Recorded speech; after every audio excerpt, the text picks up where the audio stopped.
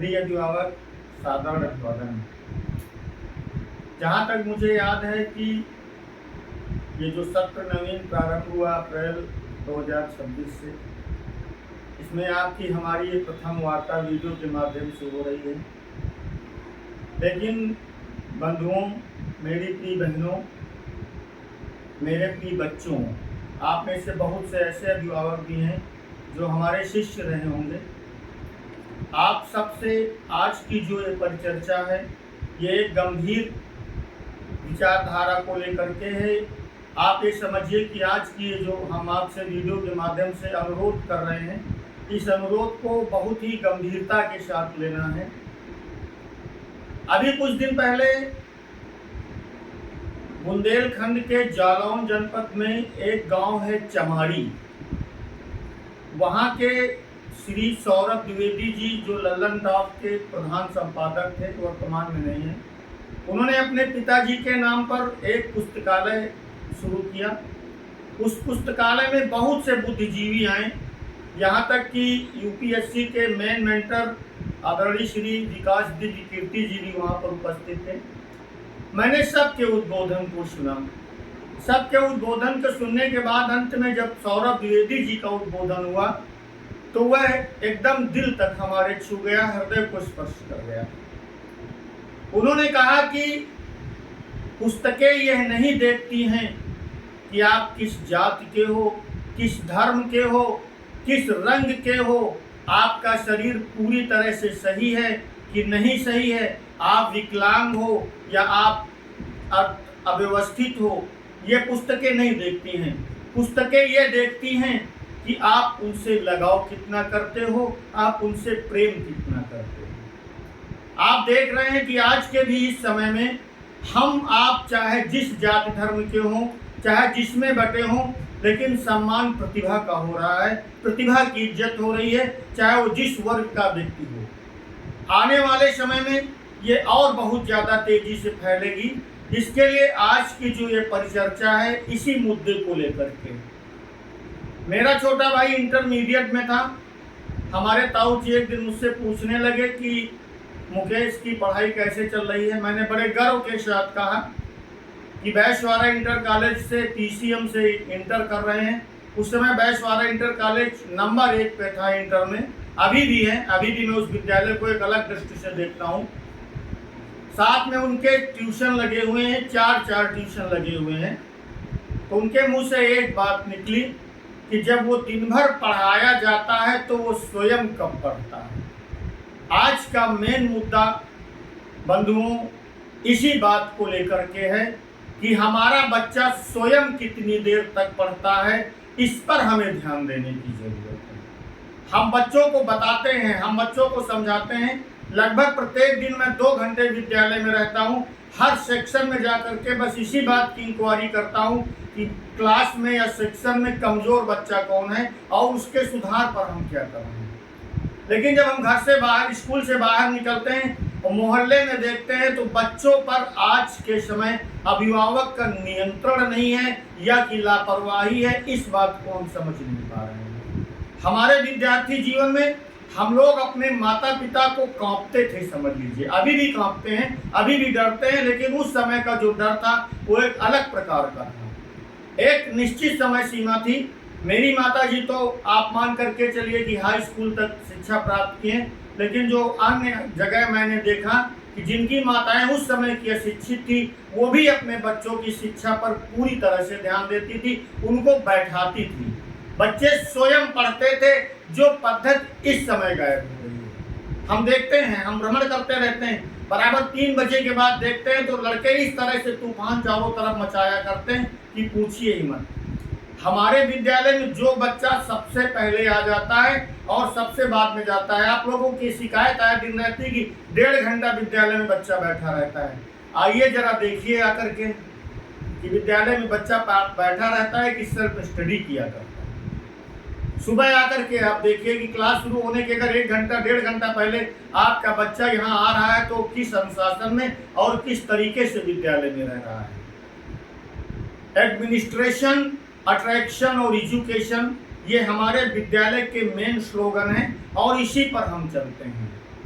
हम बच्चों को बताते हैं कि आप नहीं पढ़ोगे तो आपके आने वाले समय में भविष्य में क्या स्थिति होगी, और आप पढ़ लोगे तो आपकी क्या स्थिति होगी।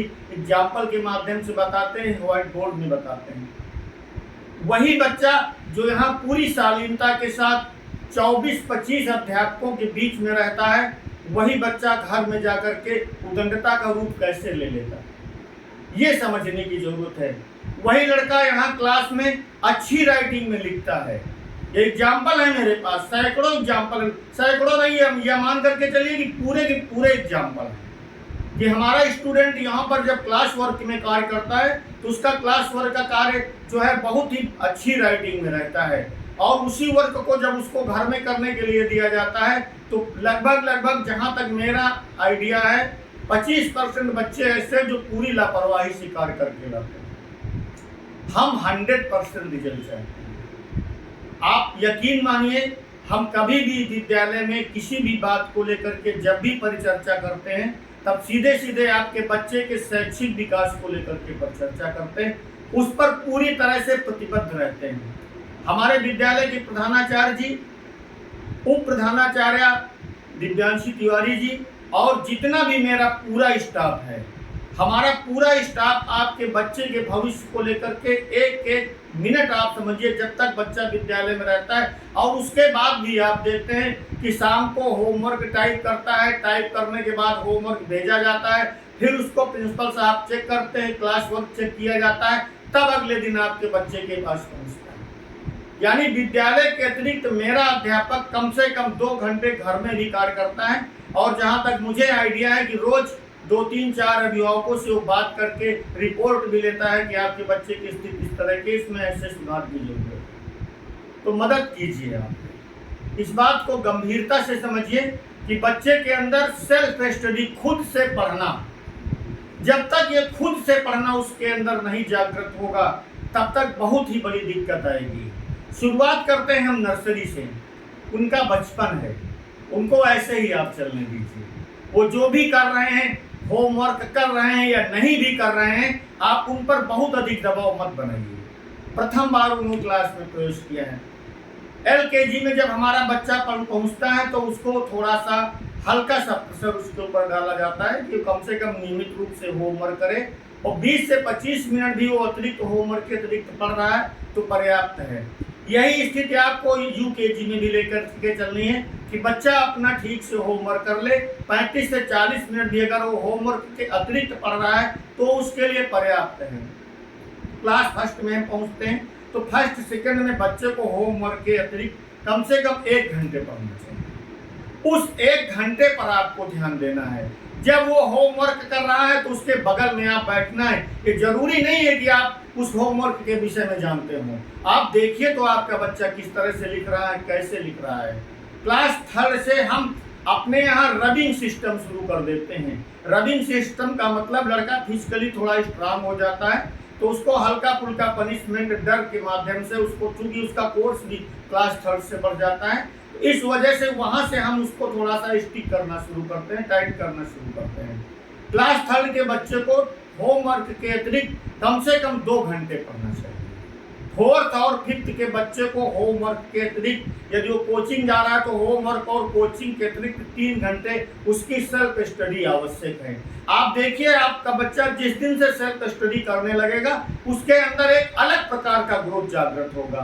पढ़ाना और स्वयं से पढ़ना दोनों में अंतर होता है। जहाँ पर जो भी डाउट होता है 5 से 6 हमारा टीचर ऑनलाइन रहता है, आपका बच्चा भी फोन के माध्यम से उससे बात कर सकता है, पूछ सकता है कि मैम इस चैप्टर में क्या दिक्कत है, इस पर हमें बता दीजिए। इतनी ज़्यादा हम बच्चे के भविष्य को लेकर के चिंतित रहते हैं कि हम उसको कहाँ पर कौन सी ऐसी फैसिलिटी दें जो आगे निकल सके। आपने विद्यालय का नाम तो सुना ही है, जानते हो, ब्लूमिंग चाइल्ड। ब्लूम मीन्स होता है खिलता, खिलना हो, जैसे रोज खिलता है, फूल खिलता है, उस तरह यहाँ पर बच्चे भी खिलते हैं। तो इन खिलते हुए बच्चों को, और इनका कोई दोष नहीं रहता है, पहले तो हम आप ये तय कर लें, अगर इनमें किसी भी प्रकार की बैड एक्टिविटी हो रही है तो सीधे सीधे आप ये मान करके चलिए कि या तो उसमें विद्यालय का दोष है या तो आपका दोष है। आप बच्चे पर नहीं ठहरा सकते, वो तो अबोध है, वो तो उसको जिस तरह से आप मोड़ना चाहोगे, जैसे करना चाहोगे, उस तरफ से वो मुड़ जाएगा। आज आज की जो मुख्य वार्ता हमारी आपकी है वो इसी टॉपिक को लेकर के है कि हमें अपने बच्चे को सेल्फ स्टडी की ओर प्रेरित करना है। हाँ, एक बात और छूटी आ रही थी जो अचानक से दिमाग में आई। बच्चे से वार्ता बहुत करिए, आप बच्चे से बातें बहुत करा करिए। उससे पूछा करिए कि आज आपके क्लास में पहुंचे थे जब आपकी मैम पूरे दिन थी कि नहीं थी, उन्होंने आपको क्या क्या पढ़ाया। क्लास को चेक करने प्रिंसिपल सर, पीआरओ मैम या फाउंडर सर में कोई आया था कि नहीं आया था, आया था तो उसने क्या चेक किया। आपके क्लास में तेज बच्चा कौन सा है, और यदि वह तेज है तो फिर आप तेज क्यों नहीं हो पा रहे हो। आपके उसमें कौन सी बाधा ऐसी आ रही है कि आप जो है उस बच्चे की बराबरी नहीं कर पा रहे हो, जिसको प्रतिस्पर्धा बोला जाता है, कंपटीशन बोला जाता है। एक जटिल प्रक्रिया है, आप समझ लीजिए। हम लोग देहात से बिलोंग करते हैं, लेकिन यकीन मानिए कि इस समय प्रतिभाएं भी देहात से निकल रही हैं। हम उन्नाव में रेलवे में जॉब करते हैं। हमारे ऑफिस के पीछे मैंने 10-10, 12-12 साल के बच्चों को धूम्रपान करते हुए देखा है, सिगरेट पीते हुए देखा है। आप समझिए कि जो हम समझते थे जो बच्चे 16-17 साल में बिगड़ना शुरू होते थे, उन पर हमें अभी से नजर रखनी चाहिए। पूरी गंभीरता से इस बात को समझिए। हम आपसे इस बात को कहते कहते पूरी तरह से इमोशंस में चले गए हैं। हम आपके बच्चे के भविष्य की जिम्मेदारी पूरी तरह से हमारी है। उसको रेगुलर विद्यालय भेजिए, और जो थोड़ी सी हमने आपको जिम्मेदारी दी है इस पर आप पूरी तरह से प्रतिबद्ध रहिए। बच्चों से बातें खूब करिए, जो सबसे जरूरी है, जिससे कि वो अकेलापन न महसूस करे, उसे किसी गलत साइड पे न जाना पड़े। एक समय था जो हमारे शिक्षित अभिभावक है, शिक्षित तो लगभग सभी हो चुके हैं, एक कहा जाता था टीन एज में बच्चा बिगड़ता था। टीन एज का मतलब होता है 13, 14, 15, 16, 17, 18, 19, जिसमें टीन लगा रहता है। 13 वर्ष से 19 वर्ष तक बच्चे को ध्यान देना रहता था। लेकिन यकीन मानिए ये 5G चल रहा है। आज के समय में जो बच्चे के अंदर मेच्योरिटी 13 साल के बच्चे में पहले रहती थी, आज 7-8 साल के बच्चे में आ चुकी है। चाहे वो मोबाइल में बैड एक्टिविटी देख करके आई हो, चाहे जिस तरह से आई हो। इस बात को हमें पूरी गंभीरता से समझना है। हम में कोई गड़बड़ी हो रही, हम में कोई कमी हो रही है, तो आप हमें आराम से शालीनता के साथ अपनी बात से अवगत कराएं। यकीन मानिए कि विदिन वीक, एक सप्ताह के अंदर वो प्रॉब्लम निश्चित दूर होगी।